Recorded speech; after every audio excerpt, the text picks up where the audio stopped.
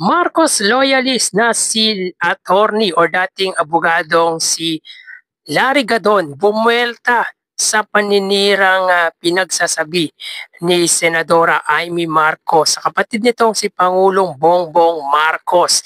Yan po ang pag-uusapan natin mga kaparokya ngayong araw po. Pero bago natin talakayin yan mga kaparokya, kung bago lang po kayo sa aking channel, ay pakisubscribe naman po ang aking YouTube channel.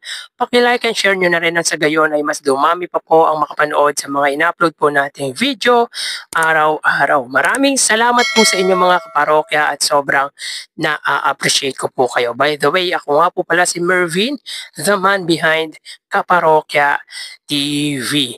So yun nga po mga parokya, last Monday grabe yung pinasabog ni Amy Marcos na kung saan mga kaparokya ay siniraan nito ang kanyang nakababatang kapatid na si Pangulong Bongbong Marcos sa milyong-milyong rallyista na nagsagawa nitong nagdaang mga araw, na kung saan mga kaparokya ay lantarang sinabi nito na adik or gumagamit daw po ng pinagbabawal na gamot ang ating Pangulong Bongbong Marcos, na kung saan mga kaparokya hindi nito naisip na maaapektuhan ang ating bansa sa ginawa nito.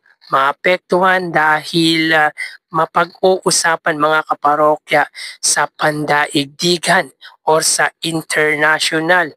At of course mga kaparokya, sa ginawang ito ng senadora mga parokya, even ang ating ekonomiya ay pwedeng maapektuhan dahil yung mga foreign investor po ay pwede pong hindi na po mag-invest sa ating bayan. Sobrang kasiraan po talaga ang ginawang ito ni Senador Amy Marcos, at masakit pa dito mga kaparokya ay kapatid pa po niya ang kanyang siniraan. Buti sana mga kaparokya kung kaibigan or hindi mo kadugo ang nagsalita ng gantong paninira ay matatanggap mo pa, kumbaga maiintindihan mo. Pero yung sarili mo kadugo ang siyang naninira or kumakalaban sa iyo, yun ang para sa akin ay sobrang sakit. Dahil ako mga parokya, tingin ko bilang Filipino, kasi likas naman po sa atin mga Filipino na ang kapatid natin pag nasasaktan, tayo pa po mismo ang nakikipaglaban, ang nakikipag-away. Wag lang po natin makita na nasasaktan ang ating kapatid. Yan po ang mga Filipino, at kung meron man po mga kaparokya na di pagkakaunawaan, ang magkakapatid ay pinag-uusapan sa loob lamang po ng inyong pamamahay. Pero ang ginawa nga po ni Senadora Amy Marcos ay napaka-un-Filipino, hindi po gawain ng mga Filipino yung ginawa ni Amy Marcos. At napaka-unethical nga po, tulad nga po ng sinabi natin sa unang vlog natin about kay Amy Marcos, sapagkat isa po siyang public servant, isa po siyang politiko, isa po siyang senador, at sinisira din po nito mga kaparokya yung imahe ng Senado. Kaya para sa akin mga parokya, sana gawan po ito ng aksyon ng Senado. But anyway mga kaparokya, pakinggan po natin yung sinabi ni attorney or dating abogadong si Larry Gadon, na ngayon po mga parokya ay Secretary Larry Gadon sa kanyang Facebook account. Senator Amy Marcos na ito na sinisira niya, hindi si BBM, kundi sinisira niya yung pangalan ng mga Marcoses. Actually mga parokya, tama naman po doon si Larry Gadon. Na giyuyumahan, sinisipa, kaya tinatadyahan ang kanilang pangalan sa paninira. Na ngayon, na ang mga Pilipino ay nagising sa katotohanan na lahat ng paninira ay isinangtabi nila at kanilang ibinoto si Pangulong Bongbong Marcos para maitugid ang kasaysayan at upang gumanda ang takbo ng Pilipinas at makabawi tayo sa lahat ng mga pangyayari, mga lumugmok sa ating bansa. Ngayon ay sinisira niya. Sinasabi pa niya na nag-drug use ito sa BBM at yung kaya pinakasal na binisay upang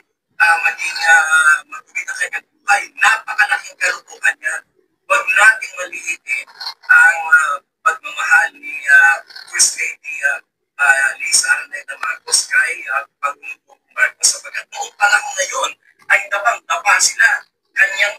Talagang kanyang minahal ang ating Pangulo. Noong panahon na hirap sila. Noong panahon na iyurakan at tinatatsyakan ang kanilang pangalan. At noong panahon na yun ay wala sa posisyon si Pangulong Bongbong Marcos.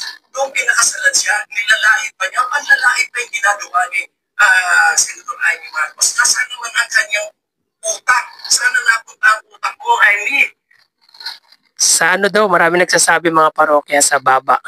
Sabi marami lang nagsabi. Pero totoo naman, tama naman po ang sinabi ni Secretary Larry Gadon na talagang niyurakan yung pamilya Marcos na ngayon nga po ay ginagawa nga po mga parokya ng ating Pangulo. Nalabanan niya po yung korupsyon, isiwalat yung mga katiwaliang nangyayari dito sa ating bansa. Kumbaga nililinis na nga po mga kaparokya ni Pangulong Bongbong Marcos yung mga naging negative na supposedly mga parokya negative na pinagsasabi ng mga dating kumakalaban sa mga Marcoses. Pero ito mga parokya mismo si Amy Marcos pa po ang sumisira sa pangalan ng mga Marcos. Kaibigan kita pero hindi ganyan dapat na ginagawa. Sinisira mo yung pangalan ng pamilya nyo. O dahil kasi meron ka na ulinigan na yung iyong partner dyan sa DPWH ay malapit na raw kumanta sa aking pagkakaalam sa mga media circuit ay malapit na kumanta yung iyong Batman dyan sa Ilocos, yung mga DPWH projects na yan. Sa ating narinig din na si Vizcaya pala ay contributor sa campaign ko, na donors mo rin sa campaign mo. Ayun mga kaparokya, even yung kalaban ni Mayor Vico Soto ng mga Diskaya ay top contributors ni Senadora Amy Marcos. Kaya pala ganyan po mga kaparokya ang pinagagawa ni Senadora Amy Marcos dahil malapit na po matimbog ang senadora. Sabi nga po ni Pangulong Bongbong Marcos, walang sisinuhin sa ginagawang investigasyon sa anomalous flood control. At of course, yung bagman mga kaparokya ni Senadora Amy Marcos ay malapit na daw pong magsalita. Kaya mga kaparokya, ang yaw-yaw po ngayon ang pinagagawa ni Senadora Amy Marcos. So, tuloy natin mga parokya. Yan hindi ka na pagbibigyan doon sa mga pwesto na gusto mong ibaboy. Kaya ikaw ay galit na galit. Pero kung galit ka sa kapatid mo, dapat ay yan ay ipaglihim ka na sa inyong pamilya. Huwag mo itama yung mga Pilipino, huwag mo itama ang Pilipinas, maninira ka, mag-destabilize ka ng gobyerno. Sino pinapahirapan mo? Ang mga Pilipino. Yan ba ang dapat mong gawin? Dapat mo ba sirain ang ating bansa? Mag-isip-isip ka, Amy. Nasaan ang utak mo? Nasa baba. Sisiraan mo pa si BBM para ikaw ay makapagtakbo sa ticket ni Sara as Vice President. Yan pala ang plano mo, ha? Na magtumakbo ka.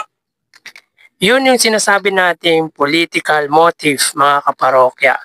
Dahil tatakbo pala bilang Vice President itong si Amy Marcos. Yun ay kung siya talaga yung magiging Vice President ni Sara Duterte. Hindi natin alam na baka ginagamit lang din po si Senadora Amy Marcos at yung pasabog na ito yung pinakahihintay nila. So, tuloy natin mga parokya. Vice President kay Sara, nasaan ang logika mo, nasaan ang iyong isip na punta? Kinakampihan mo ang mga mamamatay tao, ang mga magnanakaw, ang mga kurap. Hindi lang kurap na sobrang korupsyon ang ginawa niya nila sa flood control project. Hindi ba dahil kay BBM, hindi mabubunyag yan? Tapos ngayon, ikaw pa kumakampi sa mga magnanakaw. Ano ka ba? Pagbihira ang utak mo, Ivy. Hindi ko malaman kung saan mo nakuha yung utak mo. Si Sara, walang kapanapanalo yan sa pagka-presidente. Kayo lang ang nagsasabi. Agree tayo dyan mga parokya. Naniniwala ako hindi mananalo si Sara Duterte. Takot kayo. Takot na takot ang mga Duterte at ang kanilang mga tauhan na nasangkot sa mga corruption, takot na takot kayo na kayo ay makukulong na.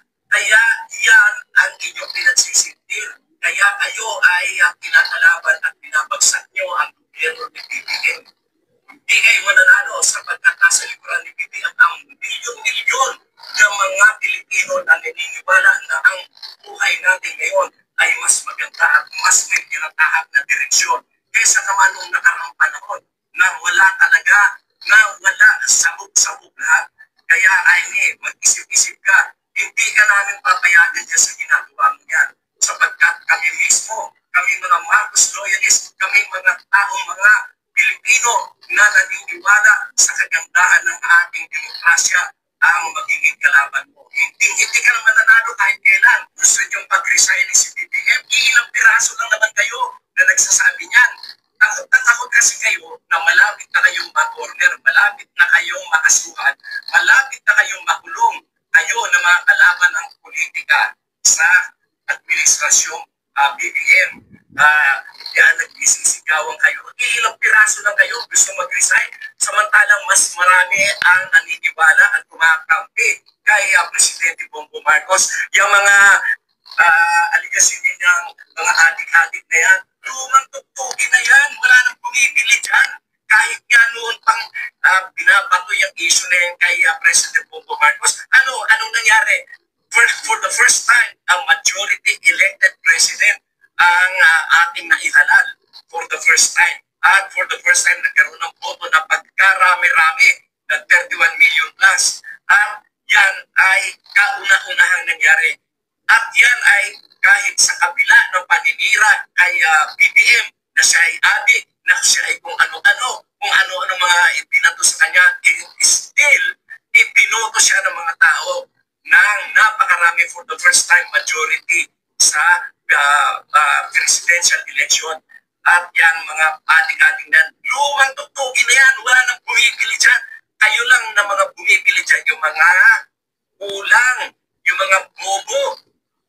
Alam niyo mga parokya, nakakatuwa to si Atty. Larry Gadon. Ito talaga yung masasabi natin mga parokya na tunay na Marcos loyalist na handa po niyang ipagtanggol ang ating Pangulo. So yun nga po mga parokya, yung mga sinabi nga po dito ni Larry Gadon ay talagang totoo naman po mga kaparokya.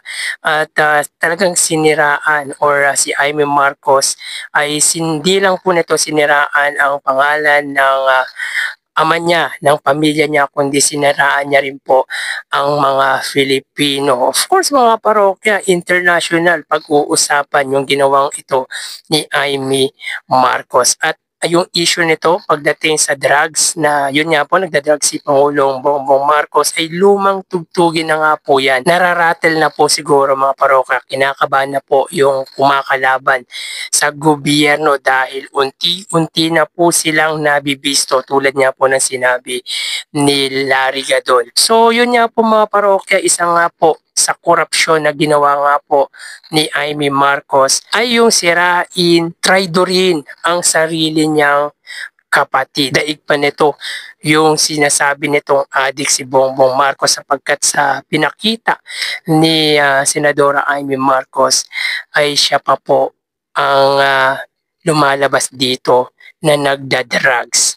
So yun nga po mga parokya, grabe rin po yung pasabog ni Larry Gadon sapagkat parang involved pa po pala si Amy Marcos sa flood control dahil ang contributors nitong nagdaang eleksyon ay walang iba kundi ang kalaban ni Mayor Vico Soto ng mga diskaya. So grabe pala mga kaparokya ang involvement ng mga diskaya sa mga politician dito sa ating bansa. Kaya ganyan lang po katapang ang mga ito na kumalaban kay Mayor Vico Soto bilang alkalde ng lungsod ng Pasig.